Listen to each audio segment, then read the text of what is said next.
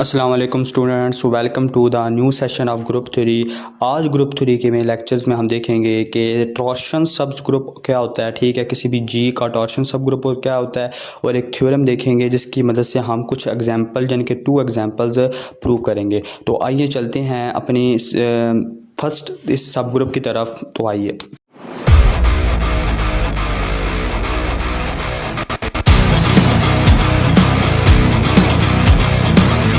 तो ग्रुप में क्या है कि जी हमारे पास कोई भी एक अबिलियन है। ठीक है, तो हमारे पास टी एक सेट्स है। उस सेट्स के अंदर किस तरह के एलिमेंट हैं, कोई भी एलिमेंट आप जी से लें एक्स, ठीक है, उसका जो ऑर्डर है वो फाइनाइट हो, यानी कि जो ऐसे एलिमेंट्स जिनका ऑर्डर फाइनाइट हो उनसे मिलकर जो एक सेट बनेगा वो बेसिकली टी होगा और टी को कहेंगे टॉर्शन। ठीक है, ये टॉर्शन सब ग्रुप होगा किसी जी का। ठीक है, तो हमने प्रूव क्या करना है कि ये जो टी है ये सब ग्रुप होना चाहिए किसी जी का। ये चीज़ हमने प्रूव करनी है। तो हमारे पास एक टॉर्शन सब ग्रुप है और एक जी एक अबिलियन ग्रुप है। ठीक है, इसको प्रूव कैसे करेंगे? अगर हम इस टी को यानी कि ये जो टी वाला टॉर्शन वाला जो सेट्स है इसको अगर हम ग्रुप प्रूव कर देते हैं, ठीक है, बिलियन का ग्रुप प्रूव कर देते हैं, तो हम कह सकेंगे कि ये सब ग्रुप है किसका? उस जी का। ठीक है, जी यानी कि ग्रुप का। तो सबसे पहले हम इसमें क्या करते हैं, कोई भी ग्रुप प्रूव करने के लिए सबसे उसकी 4 या 5 प्रॉपर्टीज़ हम होल्ड करते हैं। 5 के लिए बिलियन के लिए 5 प्रॉपर्टी होल्ड करते हैं, तो वही करने जा रहे हैं। तो सबसे पहली प्रॉपर्टी हमारे पास आती है क्लोजर। क्लोजर आती है तो हमने किसको प्रूव करना है कि ग्रुप ये टॉर्शन को करना है यानी कि टी को करना है। तो टी में से 2 तरह के एलिमेंट ले लेंगे। ठीक है, एक एक्स ले लेंगे, एक वाई ले लेंगे, जो बिलोंग करते हैं कहाँ से? टी से। तो क्या कहेंगे, ये किस तरह के एलिमेंट्स हैं? इनका जो ऑर्डर है वो बेसिकली फाइनाइट है, यानी कि एक्स का ऑर्डर क्या है? वो एम है और वाई का ऑर्डर क्या है? वो एन है।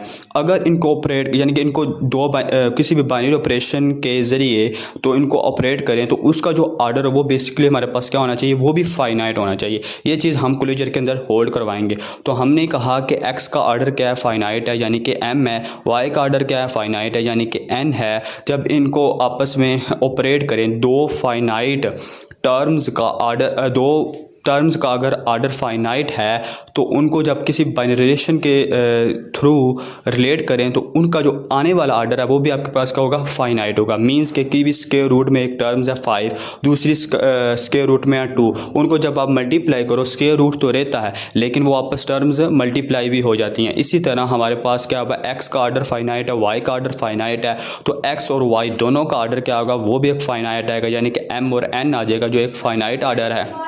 तो जिस तरह हम कह देंगे कि और एक्स और वाई कहाँ से बिलोंग कर रहे हैं? वो बेसिकली किसी टी से यानी कि टॉर्शन से बिलोंग कर रहे हैं। तो अगर ये 2 एलिमेंट्स के लिए होल्ड कर रहा है तो ये 3 के लिए भी करेगा, एसोसिएटिव भी होल्ड करेगी, यानी कि 2 प्रॉपर्टी हमारी यहाँ पर होल्ड करेगी। अब तीसरी में आती है आइडेंटिटी प्रॉपर्टी। बेसिकली क्या होती है आइडेंटिटी? हम किसी भी एक एलिमेंट यानी कि जी ये ग्रुप है ना, उसको आइडेंटिटी होगी, ई होगी। ई कहाँ से बिलोंग कर रहा है? उस जी से बिलोंग कर रहा है। अगर इस ई का ऑर्डर यानी कि इस आइडेंटिटी का ऑर्डर भी फाइनाइट होता है तो हम कह देंगे कि ये आइडेंटिटी किसी टी के अंदर बिलोंग कर रही है, टॉर्शन के अंदर बिलोंग कर रही है। तो जैसे कि ई इज इक्वल टू ई का यानी कि उसका ऑर्डर क्या है? वो भी एक फाइनाइट 1 है, यानी कि ठीक है। और फिर यहाँ से पता लगा कि किसी भी आइडेंटिटी का ऑर्डर होता है वो भी हमारे पास फाइनाइट होता है। तो हमने कहा कि आइडेंटिटी है वो भी किसी टी के अंदर बिलोंग कर रही है। यहाँ तक हमारी 3 प्रॉपर्टी होगी। अब आती है अपनी चौथी प्रॉपर्टी की तरफ। चौथी प्रॉपर्टी में क्या कहते हैं कि कोई भी एक एलिमेंट लिया कहाँ से? टी से। एक्स यानी कि एलिमेंट कहाँ से लिया? टी से लिया, और इसका जो ऑर्डर है वो बेसिकली किस तरह का? फाइनाइट ऑर्डर है, यानी कि m है। ठीक है, तो एक थ्योरम प्रीवियस में हमने प्रूव किया था, उसी को यूज़ करेंगे कि किसी भी एलिमेंट जो हम जी से ले रहे हैं उसका ऑर्डर और उसी एलिमेंट का जो इन्वर्स का ऑर्डर आपस में इक्वल होते हैं। ये थ्योरम हमने अपने पिछले लेक्चर में प्रूव किया था। आपने नहीं देखा तो वहाँ जा से देख सकते हैं। उसी को डायरेक्ट यूज़ किया कि x का ऑर्डर और x इन्वर्स का ऑर्डर एक दूसरे के इक्वल है। तो अगर x हमने किसी टी में से लिया तो उसका जो ऑर्डर है वो फाइनाइट है, तो x इन्वर्स का भी ऑर्डर क्या होगा? वो फाइनाइट होगा। ठीक होगा, उस थ्योरम की मदद से हमने यूज़ किया। तो x इन्वर्स का जो ऑर्डर है वो भी किसी टी अंदर के मिल गया, यानी कि टी के अंदर मिल गया हमें। x इन्वर्स भी किसके बिलोंग कर रहा है? टी से बिलोंग कर रहा है। ये टर्म भी होगी। ठीक है, 4 प्रॉपर्टी प्रूव हो गया। अब 5वीं प्रॉपर्टी आती है अबिलियन। अबिलियन ग्रुप के लिए क्या चीज़ प्रूव करेंगे? मीन्स टू से कि x और y किसी टी से बिलोंग कर रहे हैं, उनका ऑर्डर क्या है? वो भी फाइनाइट है, तो y और x का भी ऑर्डर क्या होगा? फाइनाइट होगा। ठीक है, तो हमने कोई भी x और y लिया, उसके पावर में हमें m और n ले लिया जिसका बेसिकली एक फाइनाइट ऑर्डर है। और अगर इसे एक्सपोनेंट के लिहाज से अरेंज करें तो हमने कहा कि x की पावर में m और n आ गई, इसी तरह y की पावर में m और n आ गया।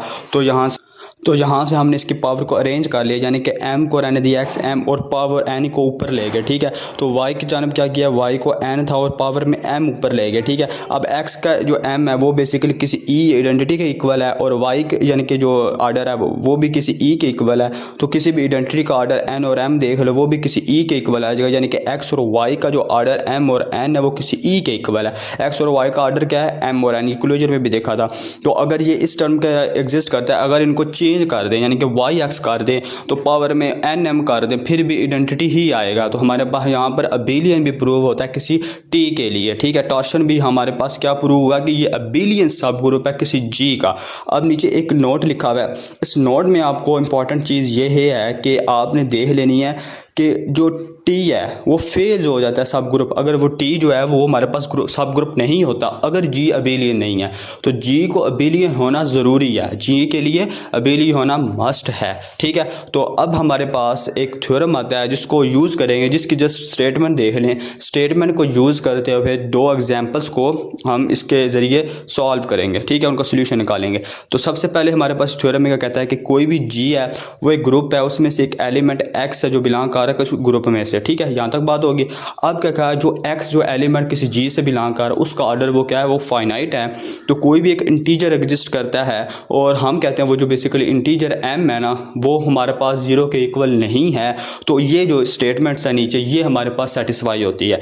x का m ऑर्डर यानी कि, ठीक है, इज इक्वल टू किसके, x ऑर्डर तकसीम में डिवाइडेड बाय डी यानी कि जी सी डी। ये डी बेसिकली बता रहा है कि डी हमारा किसके इक्वल होता है, किसी जी सी डी के इक्वल होता है। और जी सी डी के अंदर को दो टर्म्स हैं, एक आपके पास आती है क्या कि एम डॉट कम, वो जो एम इंटीजर है ना वो वाला आएगा, और दूसरा कामा एक्स ऑर्डर, यानी कि ये दो टर्म्स आएंगे, ठीक है। जीसीडी क्या होता है, ग्रेटेस्ट कॉमन डिवाइजर, इसके बारे में बहुत सारा हम पहले देख चुके हैं। अब इसकी मदद से हम दो एग्जाम्पलें अपनी सॉल्व करेंगे।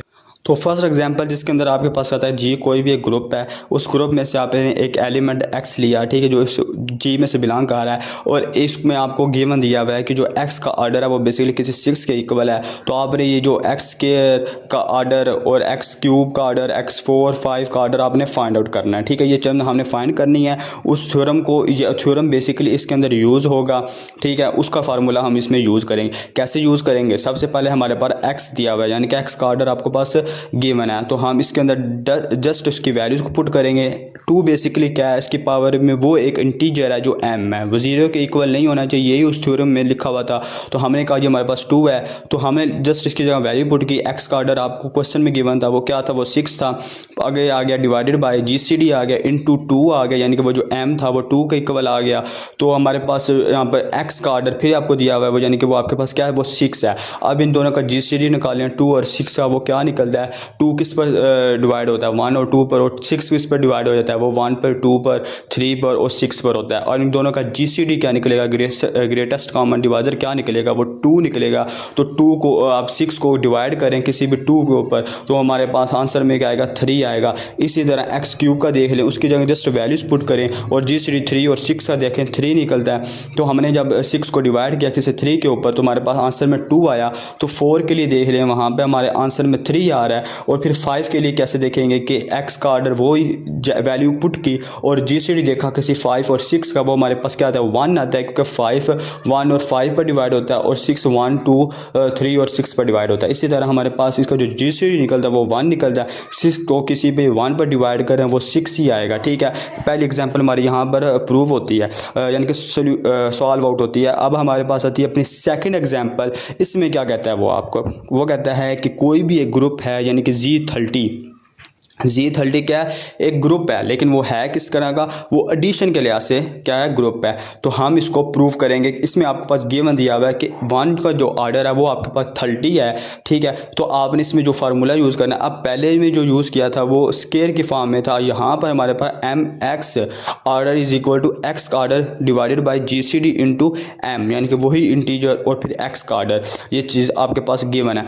अब x का ऑर्डर बेसिकली क्या है, ये 1 है, क्योंकि इसकी पावर हमारे पास पास 0 हो गया m। तो ठीक है, तो अब देखा जाए तो हमारे पास यहाँ पर जो 1 है वो बेसिकली क्या है, वो x का आर्डर आएगा। ठीक है, उसकी जगह आपने क्या चीज़ फाइंड करनी है कि 4 का आर्डर क्या है, 8 का आर्डर क्या है, 11 का आर्डर क्या है, 14 का आर्डर क्या है, ये हमने फाइंड आउट करना है। ठीक है, इसी तरह का कोई भी एग्जाम्पल अगर आपको मिलती है तो आप इस थ्योरम के इस फार्मूले को यूज़ करते हुए बड़े ईजी वे से ये अपने एग्जाम्पल के सोल्यूशन निकाल सकते हो। 4 का आर्डर क्या है, 4 का आर्डर फाइंड करें, कैसे निकालेंगे कि 4 क्रॉस 1। ठीक है, क्योंकि हमारे पास 1 गिवन है तो x बेसिकली क्या है, वो बेसिकली 1 है। ठीक है, तो 4 एक इंटीजर यानी कि m है, 4 को मल्टीप्लाई किया किससे, 1 के साथ, वो किसके इक्वल आएगा, वो 30। अब यहाँ पर क्या है, x है, x का यानी कि x का आर्डर क्या है, वो 30 के इक्वल है ना, यानी कि 1 का आर्डर 30 के इक्वल है। यहाँ पर 1 आता है तो 1 की जगह 30 आया, तो डिवाइडेड बाई क्या क्या GCD किया, तो फिर 4 आया यानी कि m की जगह, और फिर x की जगह क्या आया, वो 1 का आर्डर आया। तो ये बेसिकली किसके इक्वल आएगा, GCD हमारे पास जो 4 और 1 30 का GCD निकालेंगे तो वो हमारे पास क्या निकलेगा, और 4 और 30 का जब GCD निकालेंगे तो वो हमारे पास 2 निकलेगा, और 2 के बाद फिर देखो 2 और फिर 30 को डिवाइड करेंगे 2 पर, वो हमारे पास 15 आ जाएगा।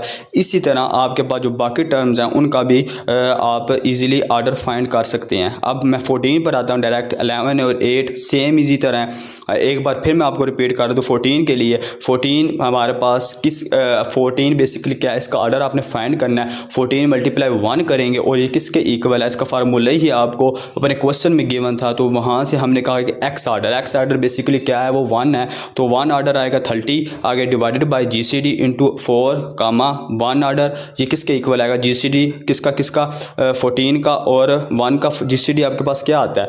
तो देखो जाए तो हम दोनों पर अगर 14 को डिवाइड करें, 14 किस पर डिवाइड हो जाता है, अब 14 1 पर हो जाता है, 2 पर हो जाता है, ठीक है, 7 पर हो जाता है, और 14 खुद पर डिवाइड होता है, यानी कि परफेक्ट डिवाइडिंग देखना है तो किस पर होता है। अब हमारे पास 30 पे 32 और किस पर डिवाइड होता है, सिर्फ और सिर्फ 2 देखो वो ढेर सारे उसके डिवाइज़र बनते हैं, तो हमने ग्रेटेस्ट चेक करना है, तो हमारे पास 2 बनता है 14 का और 30 का, तो हमारे पास आंसर में क्या है 2 आया। अब 30 को डिवाइड करेंगे 2 के ऊपर 15 आंसर आता है, तो यानी कि 14 का आर्डर आपके पास क्या है 15 आ गया। तो इसी के तरह इसी के साथ आज का ये जो लेक्चर है ये ख़त्म हुआ।